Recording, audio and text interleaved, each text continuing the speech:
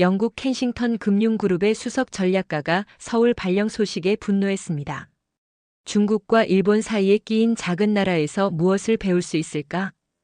그는 한국을 무시했지만 1년 후 그는 런던으로 돌아가는 제안을 거절했습니다. 도대체 무슨 일이 있었던 걸까요? 컴퓨터 화면 속 이메일을 보는 순간 제 얼굴에서 웃음이 싹 사라졌습니다. 여러 번 다시 읽어봐도 내용은 바뀌지 않았어요. 런던의 명망 높은 켄싱턴 금융그룹의 수석. 투자 전략가인 제가 마땅히 받아야 할 승진 대신 서울 사무실로 발령을 받았다니요. 빅토리아에게 한국 발령에 대한 불만을 토로했습니다. 제 경력 전체를 유럽 시장 분석에 바쳤는데 갑자기 아시아로, 그것도 하필이면 한국으로 보내진다는 건 말이 안 된다고 생각했어요. 유럽 금융의 중심지인 런던에서 세계 경제의 주변부에 불과한 곳으로 가는 것이 어떻게 경력에 도움이 될 수 있을지 전혀 이해할 수 없었습니다.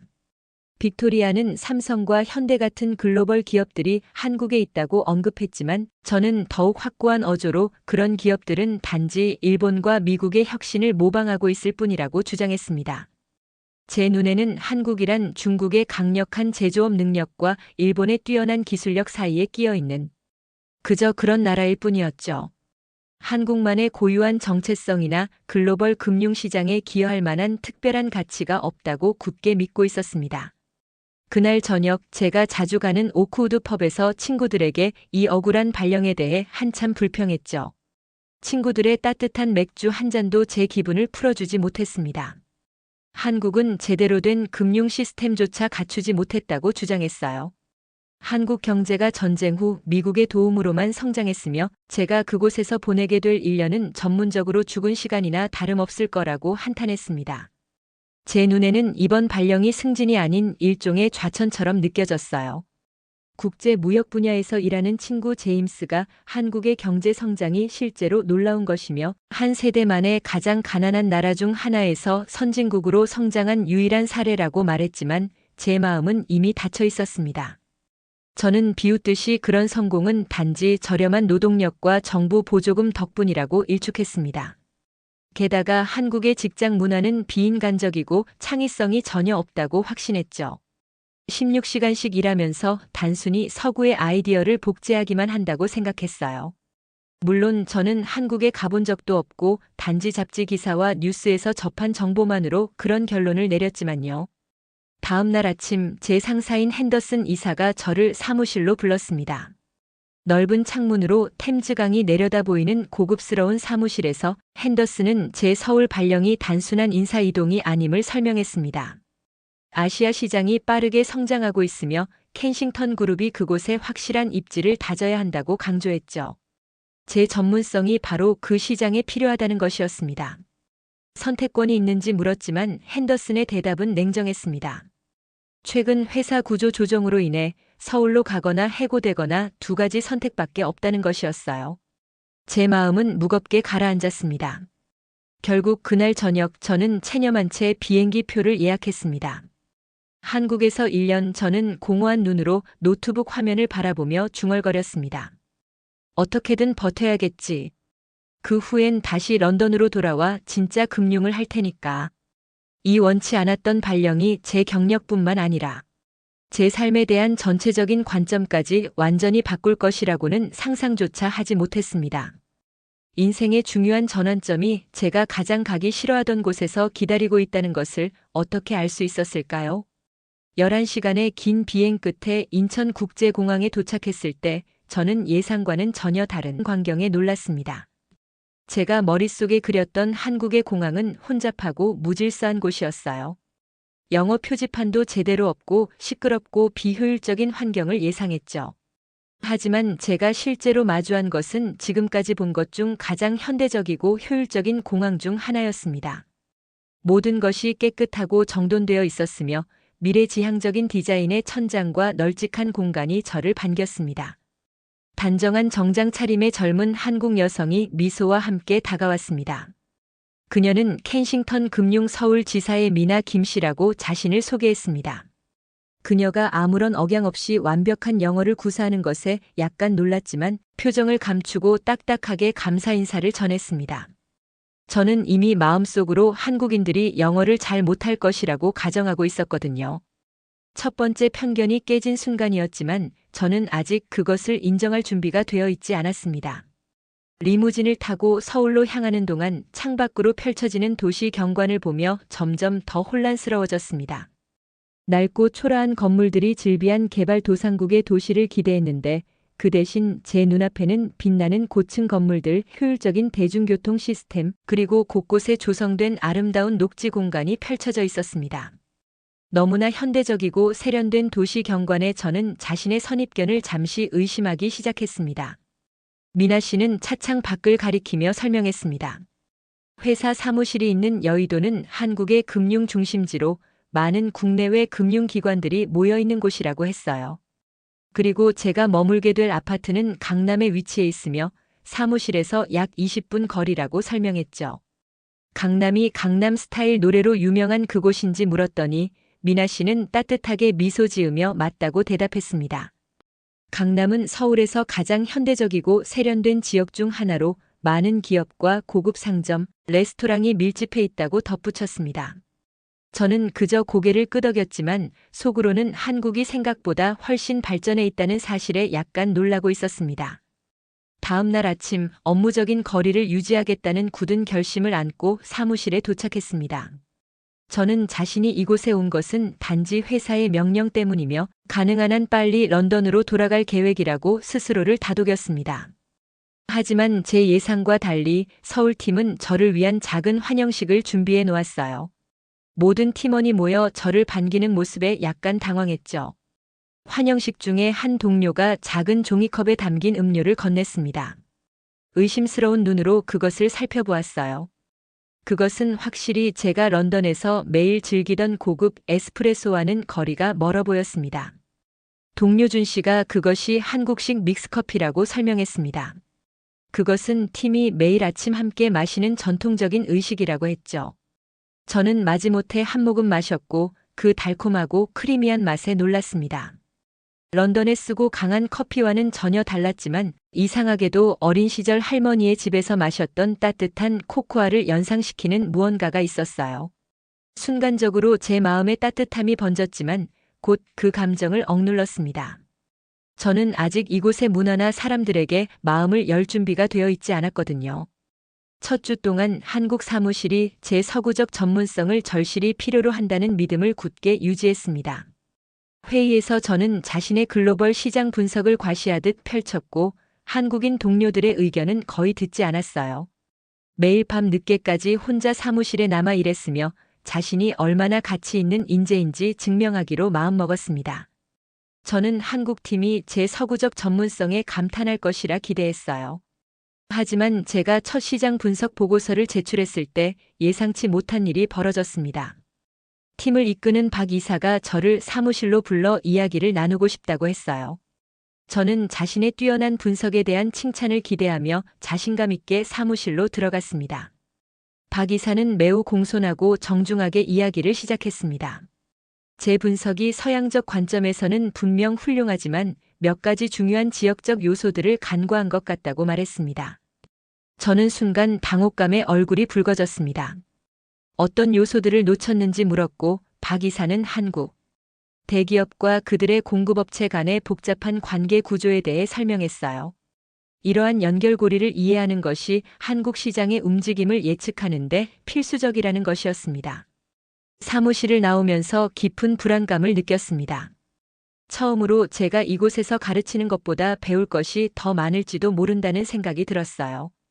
제가 알고 있던 금융의 법칙들이 이곳에서는 다르게 적용될 수 있다는 가능성이 제 마음을 흔들었습니다. 하지만 저는 아직 자신의 서구적 방식이 더 우수하다는 믿음을 완전히 버리지는 못했어요. 단지 일시적인 적응의 문제일 뿐이라고 스스로를 위로했죠. 서울에 발령받은 지 3주가 지났지만 저는 여전히 어려움을 겪고 있었습니다. 제 뛰어난 전문성에도 불구하고 제 분석은 계속해서 한국 시장의 독특한 문화적, 경제적 요소들을 포착하지 못했어요. 제가 제출하는 보고서마다 박 이사나 다른 동료들이 좋지만 한국적 맥락이 부족하다는 피드백을 주었습니다. 제 좌절감은 날이 갈수록 커졌어요. 저는 자신의 뛰어난 능력이 이곳에서 제대로 인정받지 못한다고 느꼈고, 그로 인해 점점 더 고립되어 갔습니다.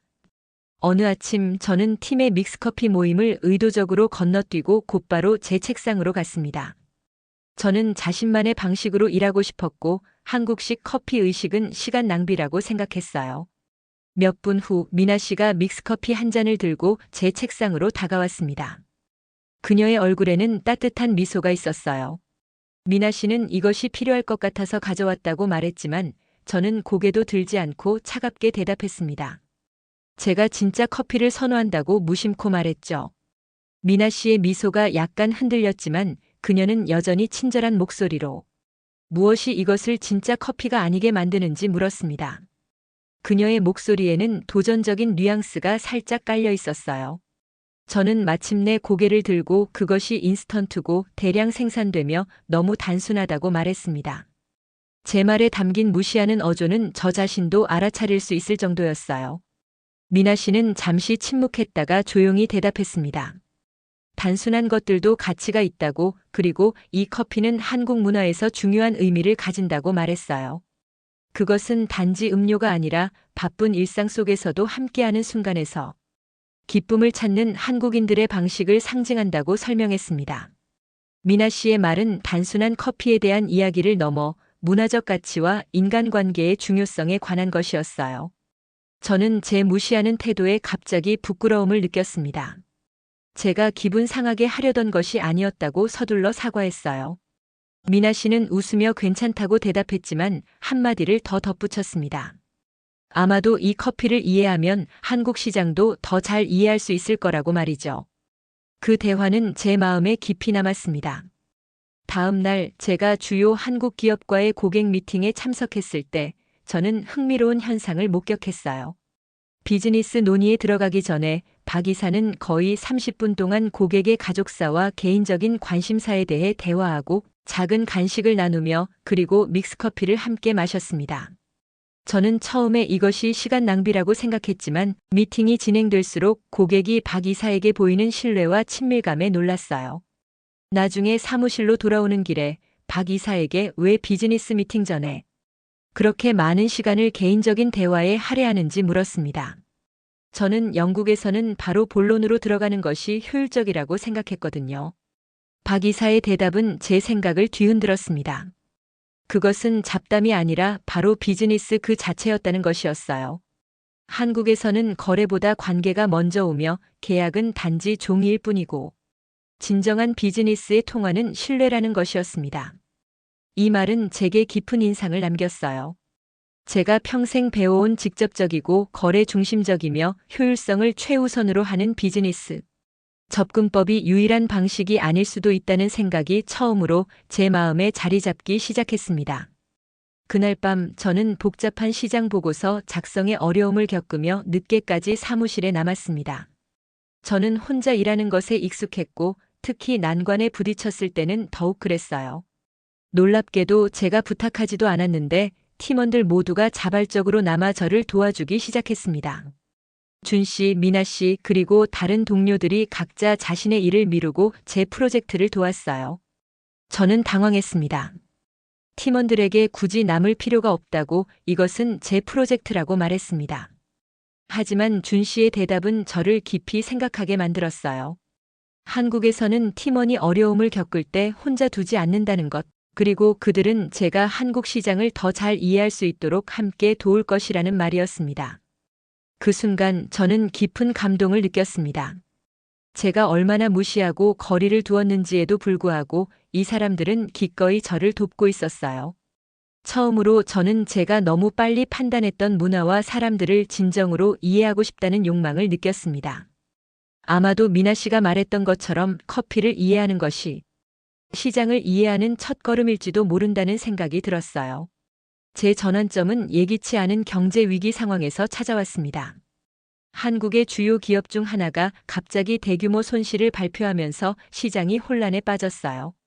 켄싱턴 금융의 고객들은 즉각적인 대응과 분석을 요구했고 저희 팀은 밤낮 없이 상황을 분석하고 대책을 마련하기 위해 노력했습니다. 위기 관리의 셋째 날 밤 저는 극도의 피로에 시달리고 있었습니다. 제 눈은 충혈되었고 머리는 지끈거렸어요. 팀은 큰 회의실에 모여 상황을 논의하고 있었고 테이블 중앙에는 항상 그렇듯 믹스커피 포트가 놓여 있었습니다. 수십 장의 차트와 보고서가 테이블 위에 흩어져 있었어요. 저는 마침내 제 한계를 인정했습니다. 피곤한 눈을 비비며 저는 팀에게 제가 이해하지 못하는 부분이 있다고 솔직하게 말했어요. 모든 표준 지표와 제가 알고 있는 분석 방법에 따르면 문제의 기업은 안정적이어야 했는데 무엇을 놓친 걸까요? 미나 씨가 조심스럽게 입을 열었습니다. 그녀는 최근 회장의 아들이 경영권을 이어받았다는 사실을 언급했어요. 한국 비즈니스 문화에서 이러한 경영권 승계는 종종 숫자에 즉시 나타나지 않는 심오한 변화를 가져온다고 설명했습니다. 새로운 리더는 자신만의 경영 스타일과 비전을 펼치기 위해 과감한 변화를 추구하는 경우가 많다는 것이었어요. 저는 다시 한번 제 순수하게 데이터 중심적인 접근 방식의 한계를 깨달았습니다. 저는 어떻게 그런 문화적, 인간적 요소를 추적하고 예측할 수 있는지 물었어요. 박 이사의 대답은 제게 깊은 인상을 남겼습니다. 한국에서는 단지 데이터만 추적하는 것이 아니라 관계를 구축하고 미묘한 신호를 듣고 숫자 뒤에 있는 인간적 요소를 이해하는 것이 중요하다는 것이었어요. 그날 밤 저는 진정으로 제 한국 동료들의 말에 귀를 기울였습니다. 처음으로 저는 판단하거나 제 방식을 고수하지 않고 열린 마음으로 그들의 지식과 통찰력을 받아들였어요. 팀원들은 자신들의 경험과 한국 비즈니스 문화에 대한 깊은 이해를 저와 공유했습니다. 그들은 제 이전 태도에 대해 어떤 원망도 보이지 않았고 오히려 서로의 관점을 통합하려는 진정한 협력 정신을 보여주었어요. 밤이 깊어갈수록 수많은 믹스커피 잔을 비우면서 저는 한국 시장을 새로운 눈으로 보기 시작했습니다. 그것은 더 이상 서구 시스템의 열등한 복사본이 아니라 자체적인 강점과 독특한 특성을 가진 복잡한 생태계였어요. 한국 기업들이 어떻게 가족적 유대와 현대적 경영을 결합하는지, 어떻게 장기적 관계를 통해 단기적 이익 너머의 가치를 창출하는지 이해하기 시작했습니다. 아침이 밝아올 무렵 저는 완전히 새로운 분석 방법을 개발했습니다. 저는 제 글로벌 금융 전문성과 팀원들의 현지 지식을 결합한 혁신적인 접근법을 만들어냈어요. 이 통합된 방식은 단순히 숫자를 넘어 기업 문화, 리더십 스타일, 역사적 맥락까지 고려했습니다. 그 결과물은 놀라웠어요. 저희가 만든 새로운 전략은 현재의 위기를 효과적으로 해결할 뿐만 아니라 고객들이 앞으로의 시장 변화에 더 잘 대비할 수 있도록 도와주었습니다. 박 이사는 제 보고서를 검토하면서 깊은 감명을 받았습니다. 그의 눈은 놀라움과 존중으로 빛났어요. 그는 제게 이것이 바로 그들이 서구의 전문가를 필요로 했던 이유라고 말했습니다. 단순히 서구의 방식을 따르라고 지시하는 사람이 아니라 서로 다른 관점을 융합하여 새로운 것을 창조하는 데 도움을 줄 수 있는 사람이 필요했던 것이죠. 한국에 온 이후 처음으로 저는 제 일에 진정한 자부심을 느꼈습니다. 그것은 제가 다른 이들에게 제 방식을 강요해서가 아니라 협력하고 적응하는 법을 배웠기 때문이었어요. 저는 제 전문성이 여전히 가치 있지만 다른 이들의 지혜와 결합될 때 더욱 강력해진다는 것을 깨달았습니다. 위기가 진정된 후 팀은 작은 축하 모임을 가졌습니다. 저는 평소와 달리 곧바로 집으로 가는 대신 팀의 저녁 식사 초대를 기쁘게 수락했어요. 저희는 전통적인 한국 식당으로 갔고 저는 처음으로 진정한 한국 문화를 경험했습니다. 낮은 테이블에 둘러앉아 여러 가지 반찬을 공유하고 소주를 마시며 서로의 이야기를 나누는 시간이었죠. 처음에는 젓가락 사용에 어려움을 겪었지만 동료들의 친절한 도움으로 점차 익숙해졌습니다. 저는 음식을 나누는 한국의 문화 함께 먹고 마시며 유대감을 형성하는 방식이 영국의 개인주의적인 식사 문화와 얼마나 다른지 놀라웠어요. 그리고 그 차이 속에서 특별한 아름다움을 발견했습니다. 저녁이 무르익어 갈수록 저는 미나 씨에게 마음속에 있던 생각을 털어놓았습니다. 이제 저는 믹스커피에 대한 그녀의 말을 이해한다고 그것은 단지 음료가 아니라 서로를 연결하고 순간을 함께 나누는 것에 관한 것이라고 말했어요. 미나 씨는 환하게 웃었습니다. 그녀는 한국어로 정이라는 단어를 소개했어요. 그것은 경험을 공유하는 사람들 사이에 형성되는 깊은 유대감을 의미한다고 했습니다. 저는 영어에는 그런 개념을 정확히 표현할 수 있는 단어가 없다는 것을 깨달았습니다. 미나 씨의 말처럼 어떤 개념들은 단지 설명만으로는 이해할 수 없고 직접 경험해야만 진정으로 이해할 수 있는 것 같았어요. 그리고 그날 밤 동료들과 음식과 이야기를 나누며 저는 제가 서서히 한국 문화의 일부가 되어가고 있음을 느꼈습니다. 그리고 그 느낌은 놀랍도록 따뜻하고 편안했어요.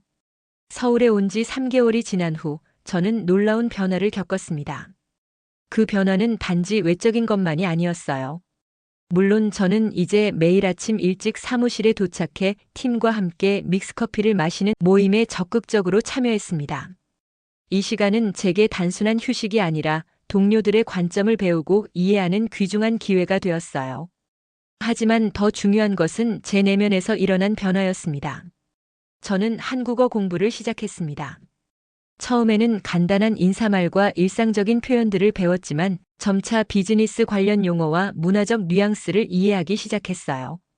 저는 한국 비즈니스 관습에 대한 책을 읽고 주말에는 서울의 다양한 지역을 구경하며 한국의 역사와 문화를 더 깊이 이해하려고 노력했습니다. 한 번은 경복궁을 방문했는데 그곳에서 한국의 오랜 역사와 전통에 감명을 받았어요. 현대적인 고층 건물들 사이에 완벽하게 보존된 고궁을 보며 저는 한국이 어떻게 전통과 혁신 사이의 균형을 이루는지 깨달았습니다. 제 업무 방식도 크게 변했습니다. 이제 제 분석은 서구 금융 모델의 엄격함과 한국적 관계 역학의 유연성을 균형 있게 결합했어요. 저는 데이터와 숫자를 여전히 중요시했지만 이제는 그 뒤에 있는 인간적, 문화적 맥락에도 주의를 기울였습니다. 그 결과 제 보고서는 이전보다 훨씬 더 심도 있고 통찰력 있게 변했어요. 런던에서는 상상할 수 없었던 수준의 분석이었죠. 박 이사는 제 변화에 깊은 감명을 받았습니다. 그는 제 일이 극적으로 향상되었다고 칭찬했어요. 이제 저는 순수하게 서양적인 관점이나 동양적인 관점, 모두 놓칠 수 있는 미묘한 뉘앙스까지 포착할 수 있게 되었다는 것이었습니다. 그것은 진정한 글로벌 분석가로서의 성장을 의미했어요. 저는 겸손하게 제 변화를 인정했습니다. 저는 제 교육이 비즈니스를 단지 방정식과 숫자로만 보도록 가르쳤지만 한국에서 저는 경제학이 궁극적으로 사람과 관계에 관한 것임을 배웠다고 설명했어요. 이러한 깨달음은 제 전체적인 세계관을 바꾸었습니다. 저는 이제 성공을 단지 재무적 성과로만 측정하지 않고 지속 가능성, 인간적 가치, 사회적 영향력의 측면에서도 평가하기 시작했어요. 제 새로운 접근 방식은 곧 켄싱턴 금융그룹 전체에서 주목을 받았습니다. 런던 본사에서도 제 혁신적인 분석 방법에 관심을 보였고 그것은 서울 모델이라는 이름으로 알려지게 되었어요. 여러 지사의 임원들이 이 방법론을 배우기 위해 서울을 방문하기 시작했습니다. 역설적이게도 제가 처음에는 좌천이라고 생각했던 발령이 이제 제 경력에서 가장 중요한 전환점이 되었어요. 발령받은 지 6개월이 되었을 때 저는 런던 본사로부터 한 통의 이메일을 받았습니다. 그것은 조기 귀환과 함께 상당한 승진을 제안하는 내용이었어요. 6개월 전에 저라면 기쁨에 넘쳐 즉시 수락했을 제안이었죠. 하지만 지금의 저는 달랐습니다. 저는 깊은 고민 끝에 그 제안을 정중히 거절했어요. 다음 날 저는 박 이사에게 제 결정을 설명했습니다. 한국에서의 배움이 아직 끝나지 않았으며 괜찮다면 1년 임기를 모두 완수하고 싶다고 말했어요. 박 이사는 환한 미소와 함께 그것이 팀에게 큰 영광일 것이라고 대답했습니다. 그리고 조심스럽게 한 가지 제안을 덧붙였어요. 아마도 임무가 끝난 후에 제가 더 영구적인 자리를 고려해 볼 수도 있지 않을까 하는 것이었습니다. 6개월 전만 해도 저를 공포에 떨게 했을 이 제안이 이제는 매력적으로 느껴졌습니다. 서울은 더 이상 제게 낯설고 불편한 곳이 아니었어요. 오히려 점점 더 집처럼 편안하게 느껴지는 곳이 되었습니다. 저는 이제 서울의 리듬, 맛, 소리, 그리고 무엇보다 사람들에게 깊은 애정을 느꼈어요. 이런 변화는 제 개인적인 삶에도 영향을 미쳤습니다. 어느 주말 미나 씨는 저를 전통적인 한국 식사를 위해 그녀의 가족에게 초대했어요. 처음에 저는 약간 긴장했지만 곧 미나 씨의 가족들의 따뜻한 환대에 편안함을 느꼈습니다. 그들의 집에서 낮은 식탁에 앉아 수많은 반찬들과 따뜻한 대화에 둘러싸여 저는 깊은 소속감을 경험했어요. 특히 미나 씨의 어머니는 저를 특별 대우했습니다. 비록 영어를 거의 하지 못했지만 그녀는 끊임없이 가장 맛있는 음식을 제 접시에 담아주었고 제가 편안한지 계속 확인했어요. 미나 씨는 그것이 한국에서 가장 높은 관심과 환영의 표현 중 하나라고 설명했습니다. 음식을 나누는 것은 단순한 영양 공급을 넘어 사랑과 돌봄을 나누는 방식이었어요. 저녁 식사 후 저는 미나 씨의 가족들과 함께 설거지를 도우며 제가 얼마나 변했는지 깨달았습니다. 서울에 처음 도착했을 때의 그 오만하고 폐쇄적인 금융가는 이제 사라졌어요. 그 자리에는 다른 문화와 관점에 열려 있고 배움을 즐기며 진정한 인간적 연결의 가치를 이해하는 사람이 서 있었습니다. 서울에 마지못해 도착한 지 정확히 1년 후 저는 다시 인천공항에 서 있었습니다. 하지만 이번에는 떠나기 위해서가 아니었어요.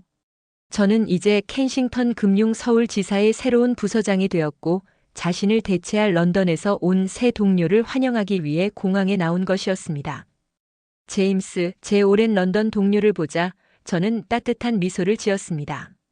저는 제임스의 피곤하고 약간 경계하는 표정에서 1년 전 제 모습을 볼 수 있었어요.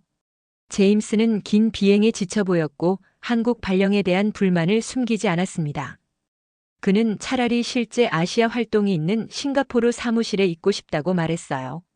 한국은 그저 중국과 일본 사이에 끼어 있는 나라일 뿐이라는 것이었죠. 저는 조용히 웃으며 종이컵에 담긴 음료를 제임스에게 건넸습니다. 제임스는 의심스러운 눈으로 그것을 바라보며 인스턴트 커피냐고 물었어요.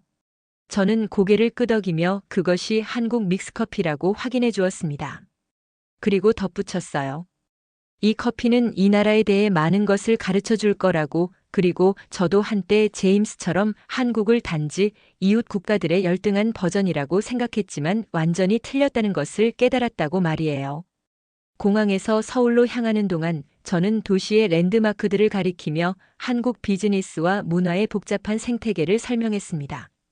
저는 이제 서울의 거리, 건물, 공원들을 마치 오랜 친구처럼 잘 알고 있었어요. 제임스는 점점 커지는 호기심으로 제 설명을 들었습니다. 도시의 첨단 기술 인프라, 효율적인 대중교통, 그리고 전통과 현대가 조화롭게 공존하는 모습의 놀라움을 감추지 못했어요. 너 정말 변했구나, 제임스가 제게 말했습니다. 여기로 발령받았을 때 얼마나 화가 났었는지 기억해. 저는 진지하게 고개를 끄덕였습니다. 저는 제임스에게 한국이 제게 가르쳐준 가장 중요한 교훈에 대해 이야기했어요. 그것은 성공을 이해하는 프레임워크가 얼마나 제한적이었는지를 깨달은 것이었습니다. 저는 모든 것을 서구 기준으로만 측정하다가 바로 눈앞에서 일어나고 있는 혁신과 지혜를 놓치고 있었던 것이었죠. 제임스가 궁금해하며 어떤 혁신인지 물었고 저는 열정적으로 설명했습니다. 한국 기업들이 어떻게 글로벌 경쟁력과 인간적 연결의 균형을 맞추는지, 어떻게 전통을 보존하면서도 변화를 받아들이는지, 그리고 어떻게 전쟁으로 황폐화된 빈곤에서 단 한 세대 만에 디지털 리더십으로 변화했는지에 대해서요. 제 목소리에는 진정한 존경과 감탄이 묻어났어요. 서울의 화려한 스카이라인이 시야에 들어오자 제임스는 감탄했습니다. 그는 전혀 몰랐다고 솔직하게 인정했어요. 저는 미소를 지으며 저도 처음에는 마찬가지였다고 말했습니다. 그리고 제임스에게 조언했어요. 열린 마음을 가지고 아침 커피 모임에 참여하면서 주변 사람들의 이야기에 귀 기울여 보라고요. 아마도 제임스도 저처럼 가장 값진 교훈들이 종종 우리가 가장 기대하지 않았던 곳에서 온다는 것을 발견하게 될 거라고 말이에요. 그날 저녁 저는 한국인 동료들과 함께 환영 만찬을 가졌습니다. 저는 이제 공유하는 음식, 존댓말의 미묘한 뉘앙스, 그리고 한때는 낯설게 느껴졌던 사회적 관습들에 완전히 편안함을 느꼈어요. 박 이사가 건배를 제안하면서 제 리더십과 팀의 성공을 축하했습니다. 그 순간 저는 깊은 감사함과 성취감을 느꼈어요. 제 원치 않았던 발령은 제 인생에서 가장 변혁적인 경험이 되었습니다. 그것은 제게 진정한 이해를 위해서는 선입견을 버리고 새로운 관점에 자신을 열어야 한다는 것을 가르쳤어요. 그리고 무엇보다 그것은 제게 우정, 존중, 그리고 정이라는 값진 선물을 주었습니다.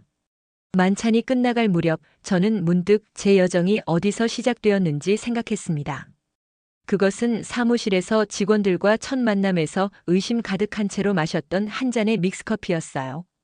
그 단순한 종이컵에 담긴 달콤한 음료가 제 인생을 완전히 바꿔놓은 것이었죠. 때로는 가장 큰 변화가 가장 작고 예상치 못한 순간에서 시작된다는 것을 저는 이제 확실히 알게 되었습니다. 오늘의 영상은 여기까지입니다. 감동 유튜브였습니다. 오늘의 사연 재미있게 보셨다면 좋아요와 구독 꼭 부탁드릴게요.